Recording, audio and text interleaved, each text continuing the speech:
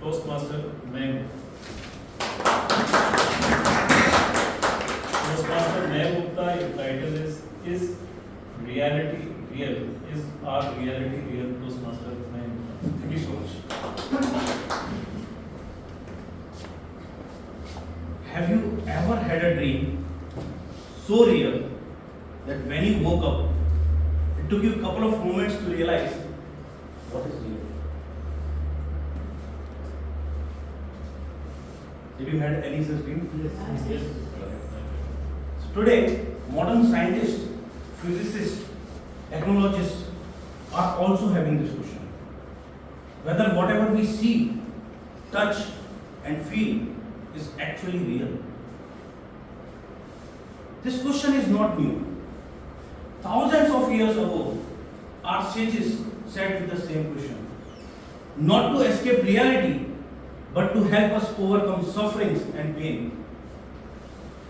And they have beautifully answered these things in texts like Mandukya Upanishad. So today, let us explore together. Is reality truly real? So I would deep dive into a story which I first heard from Swami Swarpiyani while I was my own journey of exploring this world. King Janak, greatest emperor in ancient India, was sleeping one night, and suddenly his guards sentries rushed into his room and said, "Majesty, please wake up. We are under attack. We must defend our kingdom." Janak rose, called his general, gathered his army, and went on to battle. Swords clashed, armies fell. But this time, unfortunately, Janak was defeated. He was wounded, captured, and dragged before the invading king. The invading king calmly but coldly replied, "You lost the battle. Your kingdom is mine. You are banished. Now you must leave." Helpless, Janak stumbled out, bleeding and thirsty. He walked through the street of his own capital, the city which he ruled, the people which he protected, and he had to beg for water. He begged for water, but people said, "Sorry, we cannot help you. If we give you water, maybe the new king would punish us and would kill us." He wandered into dust, through shame, through silence, until he crossed another kingdom. There he saw a line of beggars waiting for food. King Janak, an emperor, stood in that line. But when his turn came, the food was finished.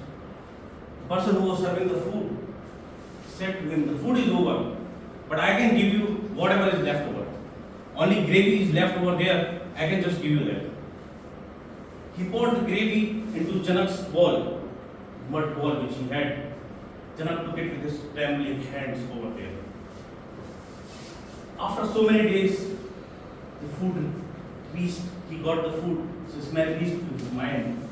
He closed his eyes just before he was about to eat it. And suddenly, a kite swept down from the sky. The bowl was gone. The food was all spilled into dust. And Janak collapsed.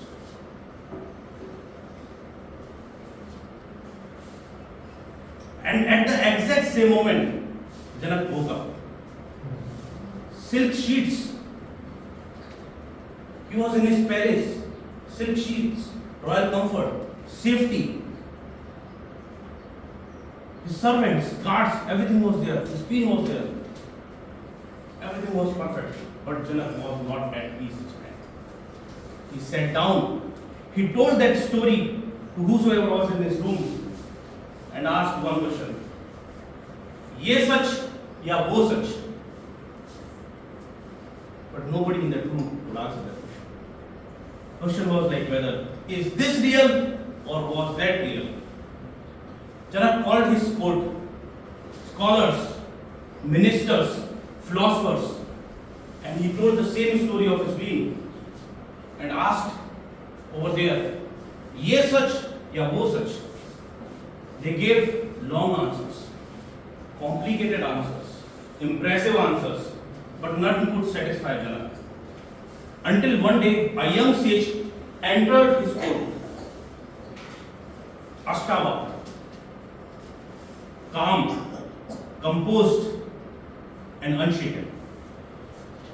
Janak told the same story to him and asked the same question. Ye such ya wo such? Ashtavakra smiled, looked at him and said, Na ye such, na wo such. Tu hi such. He continued. He said, you are neither the king, you are not the beggar. You are the pure consciousness who witnessed all these different states,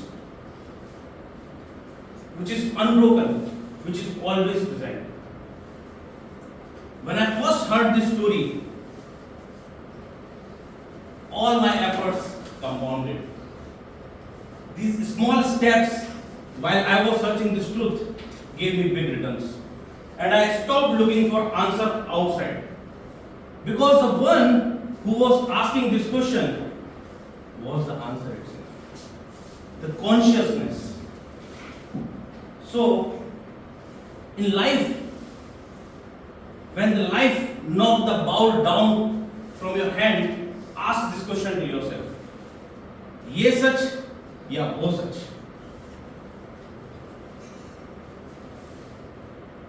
Because the roles will change, situations will change, but something would always remain. You, the witness of all the things. Albert Einstein once said, reality is merely an illusion, albeit a persistent one. And a very famous poet, Faiz Ahmad Faiz, also wrote, जो गायब भी है हाजिर भी, जो मंजर भी है नाजिर भी, जो मैं भी हूँ और तू भी है.